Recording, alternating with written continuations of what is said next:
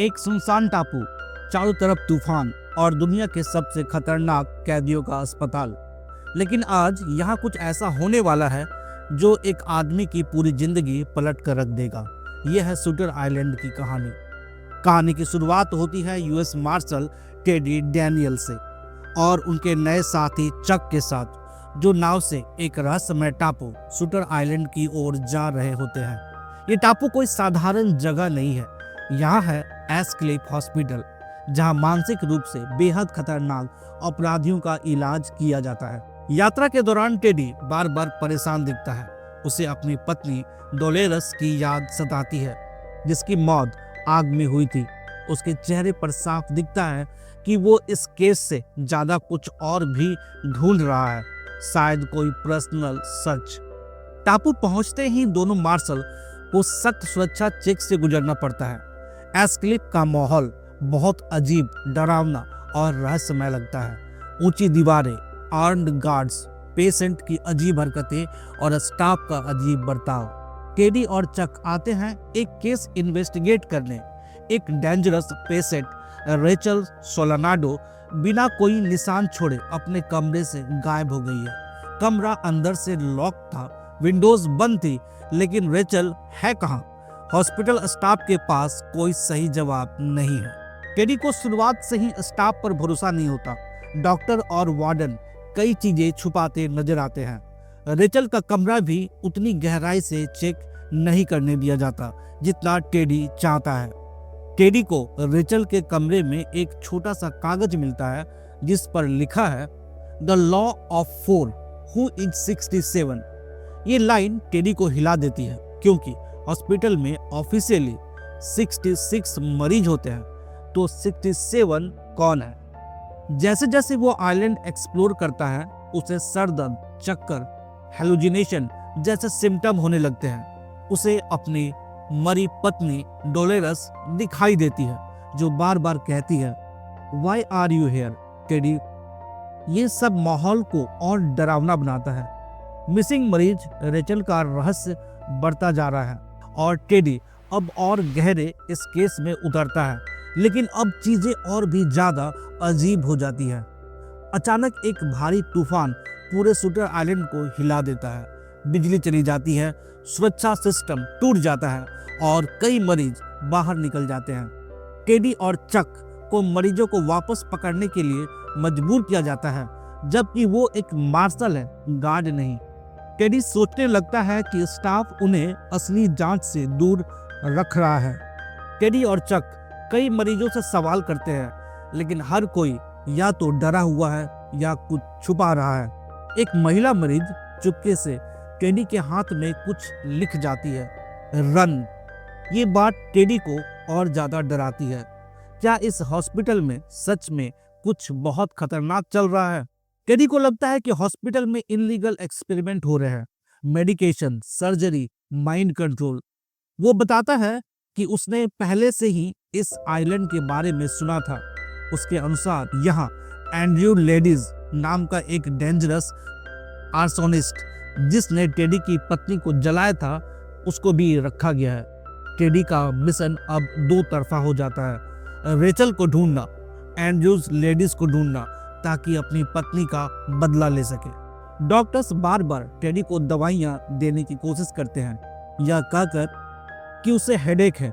Teddy उन्हें लेने से मना कर देता है। उसे लगता है कि वे उसकी मेंटल स्टेट को कंट्रोल करना चाहते हैं। टेडी को लगता है कि सारे इनलीगल ऑपरेशन लाइट हाउस में होते हैं, पर स्टाफ उन्हें वहां जाने नहीं देता। कई आर्म्ड गार्ड्स लाइट हाउस के पास तैनात रहते हैं। टेडी का शक और बढ़ जाता है। तूफान इतना तेज है कि टेडी और चक भीगते हुए पूरे आइलैंड में घूमते रहते हैं। तूफान के कारण सिक्योरिटी ब्रेक डाउन हो जाता है और अंदर केओस फैल जाता है। इस दौरान टेडी देखता है कि कई जगहों की फाइलें गायब है, खासकर रेचल और एंड्रयू लेडीज की। हॉस्पिटल स्टाफ अनाउंस करता है कि रेचल सोलानाडो वापस मिल गई है। टेडी को उसकी हालत देखकर समझ आता है कि या तो वो बहुत मेंटली डिस्टर्ब है या फिर कोई झूठ चल रहा है। रेचल के अचानक मिल जाने के बाद भी टेडी को हॉस्पिटल की कहानी पर भरोसा नहीं होता। इसके बाद कहानी और ज्यादा रहस्यमय, डरावनी और तेजी से ट्विस्ट होने लगती है। हॉस्पिटल स्टाफ टेडी को उस मिली हुई रेचल से बात कराता है। वो एकदम टूटी हुई, कंफ्यूज्ड और डर से भरी हुई है, लेकिन टेडी को उसकी जवाबों में कई इनकंसिस्टेंसीज दिखती है, जैसे उसे पहले वाले रेचल की तरह लॉ ऑफ 4 वाली क्लू याद ही नहीं है। टेडी समझ जाता है कि हॉस्पिटल स्टाफ कुछ बड़ा छुपा रहा है। टेडी को अपनी वाइफ डोलेरस की विजन्स और तेजी से दिखने लगती है। वो बार बार कहती है, don't trust them, find Andrew ladies. Teddy emotionally टूटने लगता है, लेकिन इन्वेस्टिगेशन नहीं रोकता। स्ट्रॉम के कारण वार्ड सी, सबसे खतरनाक अपराधियों का वार्ड, की सिक्योरिटी टूट जाती है। टेडी इस मौके का फायदा उठाकर वहां घुस जाता है। यह वही जगह है जहां एंड्रयूज लेडीज को रखा जाता है। वार्ड सी अंदर से बिल्कुल भयावह है। टूटे दरवाजे, चीखे, अंधेरा, पानी का शोर और भागते हुए वायलेंट मरीज। वार्ड सी में टेडी की मुलाकात होती है जॉर्ज नॉयस से, वही आदमी जिससे टेडी को पहले कई जानकारियां मिली थी। जॉर्ज बताता है टेडी को हॉस्पिटल में फंसा रखा है। डॉक्टर्स उसे धीरे धीरे पेशेंट बना रहे हैं। चक पर भरोसा नहीं करना चाहिए, इस आइलैंड से कोई बाहर नहीं निकल सकता। जॉर्ज कहता है, Teddy, they are experimenting on you, you are their rat. Teddy का डर अब और गहरा हो जाता है।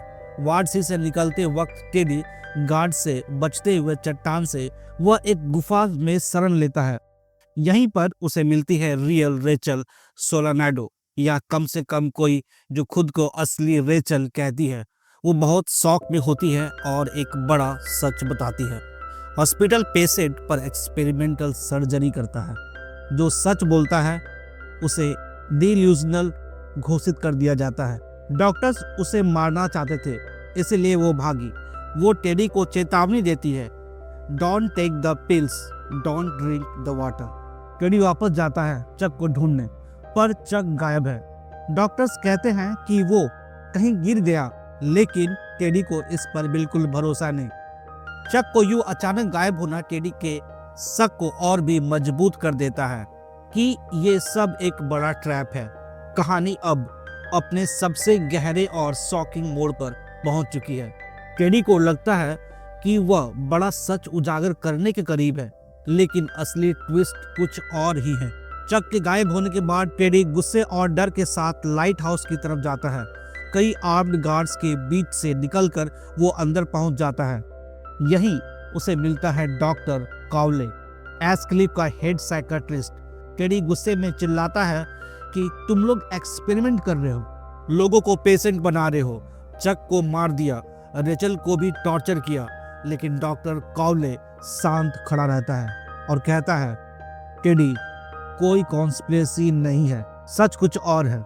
डॉक्टर कावले बताता है कि टेडी डैनियल्स कोई मार्शल नहीं, वो खुद एस्क्लिफ का पेशेंट है। उसका असली नाम एंड्रयू लेडीज, वही आदमी जिसने अपनी मानसिक रूप से बीमार पत्नी को मारा था। ये वही एंड्रयू लेडीज है जिसे टेडी पूरे फिल्म में ढूंढता रहता है। असल में टेडी खुद से भाग रहा था, एक इमेजिनरी आइडेंटिटी बनाकर। टेडी डैनियल्स सिर्फ उसकी इमेजिनेशन थी। अब फिल्म टेडी की असली यादें दिखाती है। उसकी पत्नी डोलेरस मेंटली इल थी। एक दिन उसने घर के बाहर लेक में 3 बच्चों को डुबो कर मार दिया। एंड्रयू घर आया तो उसे सब पता चला। शौक में उसने अपनी पत्नी को गोली मार दी। ये ट्रॉमा इतना भारी था कि एंड्रयू ने एक नई पर्सनालिटी बना ली, टेडी डैनियल्स, एक हीरो मार्शन। डॉक्टर कावले बताता है कि पिछले 2 साल से एंड्रयू को ठीक करने की कोशिश हो रही थी। यह पूरा 2 डे इन्वेस्टिगेशन सिर्फ एक रोल प्ले एक्सपेरिमेंट था। पूरे स्टाफ ने उसकी कहानी में साथ दिया ताकि वो सच का सामना कर सके।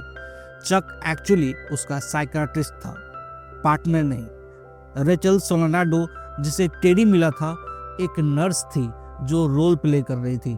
वार्ड सी का पेशेंट जॉर्ज नॉयस एंड्रयू से पहले बात कर चुका था और उसकी डेल्यूशन से डरता था। सब एक केयरफुली प्लान्ड ट्रीटमेंट था।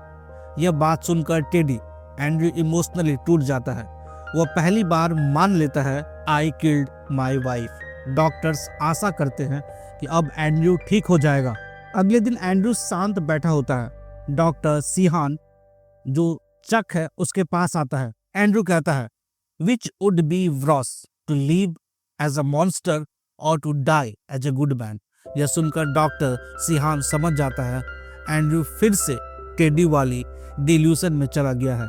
डॉक्टर्स मजबूर होकर उसे लेबोटॉमी के लिए ले जाते हैं, यानी ब्रेन सर्जरी के लिए। फिल्म इस ट्रेजिक मोमेंट पर खत्म होती है। एंड्रयू सच जानता है, लेकिन गिल्ट इतना भारी है कि वह फिर से टेडी बनकर जीना चाहता है। इसलिए जानबूझकर ऐसा दिखाता है कि वह ठीक नहीं हुआ, ताकि सर्जरी द्वारा उसकी सर्फिंग खत्म हो जाए। दोस्तों, ये कहानी यहीं पर खत्म होती है।